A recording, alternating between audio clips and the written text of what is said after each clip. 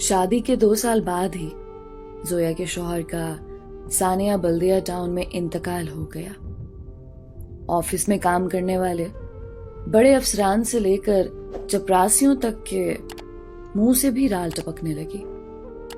जोया का हुस्न था ही ऐसा कि होश खुर्द से बेगाना कर दे। वो हुस्न जमाल का एक बाकमाल शाहकार थी। खुमार आलूद आंखें, घनेरे खुशबू भरे केसू और मधोश कुन सरापा सबके दिलों में हर वक्त हलचल मचाए रखता था। सानेह के इब्तदाई दिनों में सभी उसका काम बांटते और सब्र की तलकीन से ढारस बंधाते रहे। ताहम थोड़े ही अरसे बाद जोया को महसूस होने लगा कि सभी हमदर्दी की आड़ में उसे अपना हमसफर बनाना चाहते हैं। साथ ही उसे ये एहसास भी शिद्दत से होने लगा कि लोग कुछ कहना चाहते थे लेकिन किसी सबब अभी तक खामोश हैं।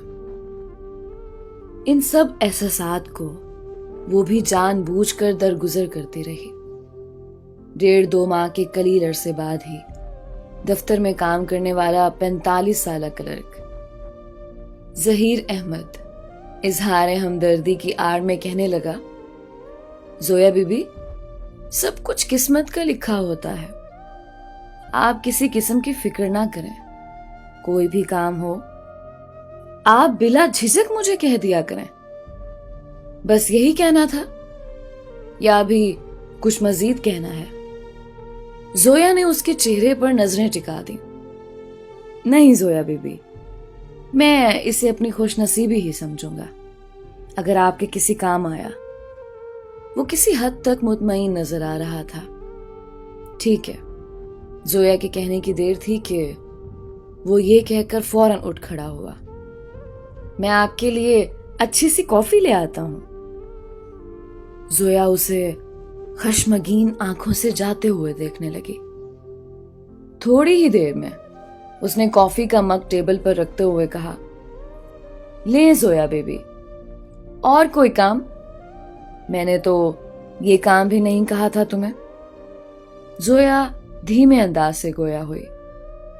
जोया बेबी, मैंने कहा ना, मुझे आपके काम आके खुशी होगी। उसके लहजे से इत्मीनान झलक रहा था। अच्छा।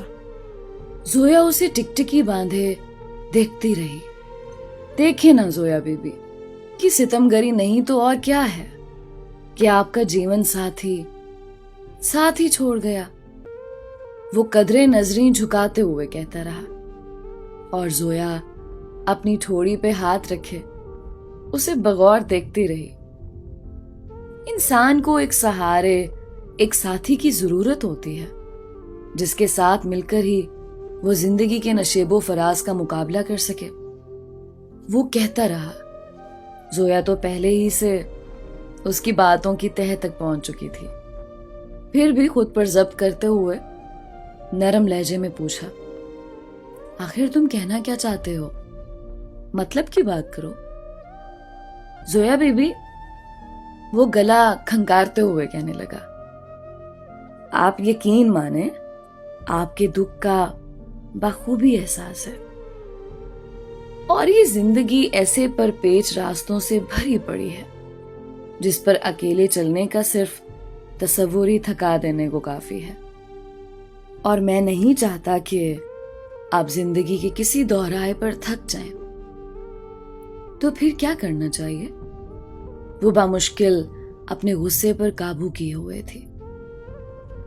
तो फिर अगर आप, वो उसके मद भरे नैनों को देखते हुए चुप हो गया। हाँ हाँ, कहते रहो, मैं सुन रही हूं। वो जानबूझकर उसे मौका दे रही थी। अगर आप चाहें तो इस तन्हाई और अकेलेपन के एहसास को खत्म कर सकती हैं। उसने पत्ता फेंक दिया। वो कैसे? जोया का ये तजस्सुस भरा सवाल उसके जज्बात बढ़ाने और भड़काने को काफी था। मुझसे सेटिंग करके وہ اپنے دل کی بات زبان پر لے ہی آیا۔ وہ کہتے ہوئے چند لمحوں کے لیے سوچ میں پڑ گئی۔ تو ظہیر کو لگا کہ اس کی کشتی پار لگ چکی، حسین خواب پلکوں کی زینت بننے لگے۔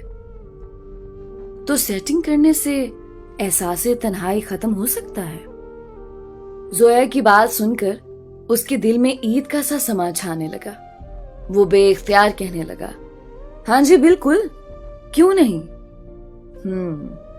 اس سے پہلے کہ میں تمہارے مشورے پر عمل کروں، کچھ پوچھ سکتی ہوں؟ زویا نے اس کی آنکھوں میں آنکھیں ڈالتے ہوئے سوال پوچھا۔ جی ہاں بالکل پوچھیں، آپ کو پورا حق ہے۔ وہ اپنے تئیں مطمئن ہو چکا تھا۔ میں نے سنا تھا کہ تمہاری بیٹی نے لو میرج کی ہے۔ جی ہاں، آپ نے ٹھیک سنا ہے۔ زویا کا سوال گو کہ موضوع سے ہٹ کے تھا، تاہم وہ پر اعتماد لہجے میں کہنے لگا، اور میں نے کبھی اس کے اس قدم سے اختلاف نہیں کیا، لیکن تمہارے داماد کے والدین کو تو اختلاف تھا، وہ بھی شدید، ہے نا؟ زویا نے ایک اور سوال داغا۔ جی ہاں، انہوں نے کبھی اس رشتے کو دل سے قبول نہیں کیا، اس نے قدرے اداس ہوتے ہوئے جواب دیا۔ تمہارا داماد اب کہاں ہے؟ زویا کا یہ سوال بھی موضوع سے ہٹ کے تھا، اس لیے اب وہ حیران ہونے لگا کہ آخر زویا یہ سب کیوں پوچھ رہی ہے۔ اسے 4 سال قبل دبئی میں غیر قانونی طور پر داخل ہونے پر موقع پر ہی پولیس مقابلے میں جان گنوانی پڑی۔ کہتے کہتے وہ افسردہ ہو گیا۔ اب تمہاری بیٹی کہاں ہے؟ میرے گھر میں ہے۔ زویا کے سوال پر اس نے بے ساختہ جواب دیا۔ اس کی سیٹنگ کروائی ہے؟ زویا کا یہ سوال نہیں بلکہ ایک بم تھا، جس میں صرف اس کے جسم کے ہی نہیں، ارمانوں کے بھی چتھڑے اڑ گئے۔ کیا بکواس کر رہی ہو میری بیٹی کے بارے میں؟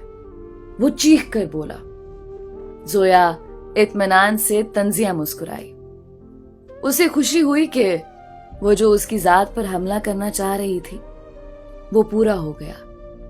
زویا اٹھ کھڑی ہوئی اور غصے سے چیختے ہوئے بولی، بے غیرت انسان، شرم اور رحم نام کی چیز تم لوگوں میں ہے ہی نہیں۔ اپنی بیٹی کا نام آیا تو تڑپ اٹھے، اور کیا میں کسی کی بیٹی نہیں ہوں؟ تم جیسے جانور مردوں کی وجہ سے اس معاشرے میں کسی بیوہ اور اکیلی عورت کا جینا محال ہے۔ لعنت ہو تم جیسے جانور اور غلیظ مردوں پر۔ نکل جاؤ۔